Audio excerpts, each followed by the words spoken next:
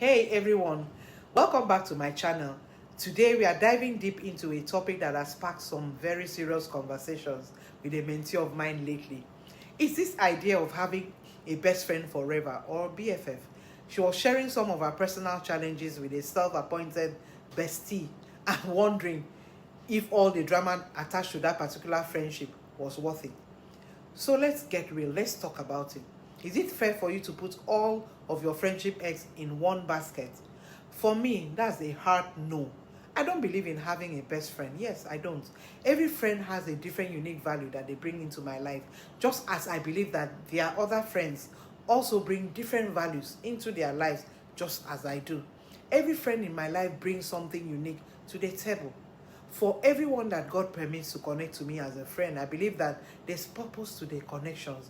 Yes, there may be particular persons that you tend to hang out more with, maybe because your values align more, or you live close to each other, or you just enjoy each other's company. This concept of a single best friend, a BFF, bestie, besto, or however you want to describe them, can feel restrictive or even exclusionary. So by refusing to rank your friends, you honor the uniqueness of each relationship. Life is not a hierarchy, and neither are the bonds that we form. So for you to declare that one person is the best, it risks reducing others to a shadow of comparison, when in reality each friend illuminates a different facet of who you are. This isn't about fairness, it's about recognizing that no single person can hold the entirety of your being.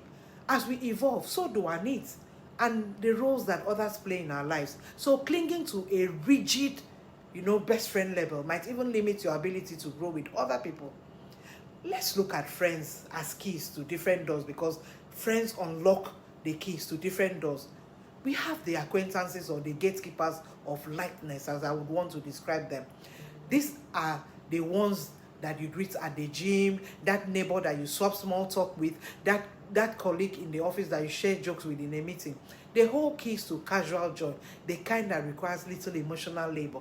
They remind you of the beauty in fleeting connections, a shared joke, a nod of recognition, the warmth of being seen without the weight of you being known.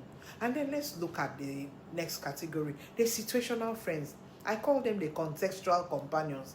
These bonds thrive in specific settings, maybe at a book club body, or a parent that you chat with at a school when you do school runs or school pickup. They unlock shared passions or circumstantial camaraderie. These friendships may not transcend their origin, and that's okay. They teach you to be present in moments, not just in lifetimes. And then you have the close friends, the heart's collaborators. This is where vulnerability begins.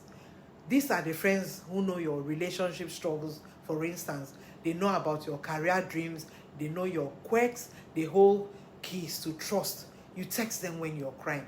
You celebrate promotions together. And you debate life's big questions over a bottle of wine. They are the day makers and they are the laughter keepers, but they are not yet privy to all the corners of your life. And then you have the intimate friends, or the soul keepers, which is this is a rare tier. These are the ones who have seen you unravel. These are the friends who know your shame, they know your trauma, they know your unspoken fears. They hold the keys to your core. You can call them at 2 a.m. and they will not ask you why, they just listen.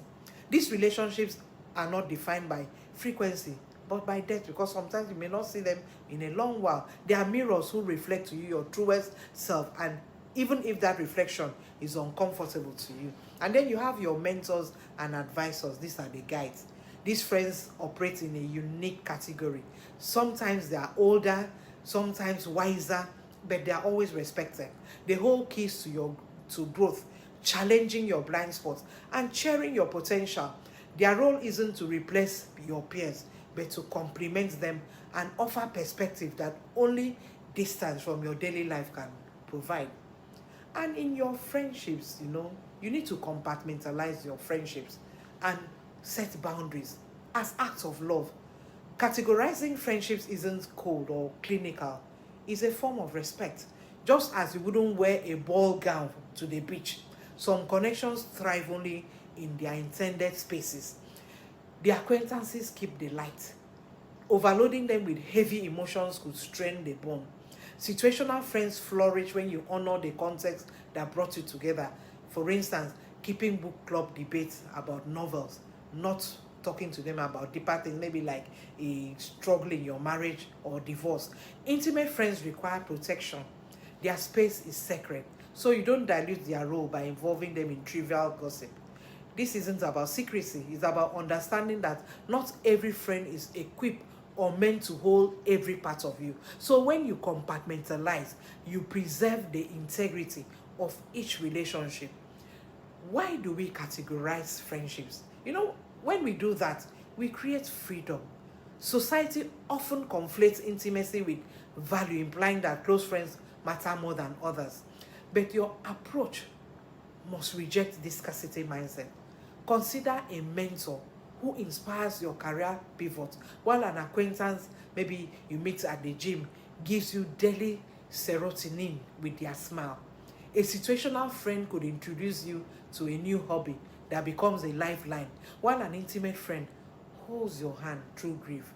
There's something that I read, is a psychological term. Psychologists call this social portfolio theory, diversifying your emotional investments to create resilience. So losing one friend to distance or maybe conflict or circumstance doesn't collapse your entire support system because others feel different needs. There's fluidity of friendship because these categories are not meant to be cages. A situational friend today might evolve into a close one tomorrow. An intimate friend might drift into a more quieter role as life changes, and that's natural. What matters is honoring where each bond stands now. You might have those 5 a.m. friends. These are the advisors or the therapists, the intimate ones that you would call in a crisis. The clear-eyed confidant who helps you navigate crossroads, offering you wisdom or tough love when you need it. This is the one you can vent to about life's ups and downs. And then you have those 5 p.m. friends. They are close pals who decompress with you after work. And you have the 5-second acquaintances who brighten a moment. So let's look at the different roles that friends can have in our lives. Each relationship unlocks a distinct part of your personality. That heart opener, the friend who sits with you in vulnerability, who hears your fears without judgment and mirrors your emotional truth. You have that laughter keeper or the adventure buddy for all those spontaneous plans that you make. That's the one who ignites your joy, who would turn mundane moments into adventures and reminds you that you shouldn't take life too seriously. And then there's the day maker, the person whose mere presence, a text from that person, a shared meme, or you do maybe school runs together, brightens your routine like sunlight breaking through clouds. So you see, each friend fulfills a different need in your life, and that's what makes our friendships rich and diverse. These roles are not fixed. They might overlap or they might shift over time. But what matters is that each friend contributes to the ecosystem of your life in irreplaceable ways. All are valid. All are necessary. So when you embrace these categories, whether it's the acquaintance, whether it's a situational friend, whether it's a close one or the intimate friend, you reject the pressure to fit every friendship into a one-size-fits-all box. You're not dismissing depth by doing this. Instead, you're curating it. You know that the garden thrives with both those towering oaks and wildflowers. So similarly, your world is richer when you let the co-worker make you laugh. When that childhood friend holds your secrets and that exercise coach or class buddy reminds you of calm. No one is best. Nobody should be best. Everyone is essential. Everyone matters. So this layered approach does not dilute love. It multiplies it.